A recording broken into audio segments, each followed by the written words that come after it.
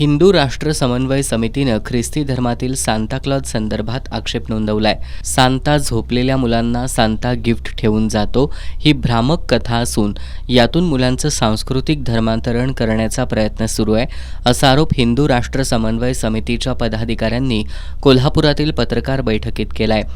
यावेळी समितीच्या पदाधिकाऱ्यांनी खरा सांताक्लॉज दाखवा आणि 1 लाख रुपये मिळवा असं आव्हान दिलंय। समितीच्या पदाधिकाऱ्यांनी इटलीतील बिशप अँटोनिया स्टेग्लियानो यांनी सांताक्लॉजच्या अस्तित्वावर प्रश्नचिन्ह उपस्थित केल्याचं सांगितलं। अमेरिकेतील ख्रिस्ती लेखक आणि पाद्री मार्क ड्रिस्क्रॉल यांनी सांताक्लॉजला ख्रिसमसचा राक्षस असं म्हटलंय। तर ख्रिस्तांचा 4 प्रमुख चर्चपैकी ऑर्थोडॉक्स चर्चमध्ये सांताक्लॉजची संकल्पना जवळजवळ संपूर्णपणे नाकारली आहे, असंही समिती पदाधिकाऱ्यांनी पत्रकार बैठकीत सांगितलं।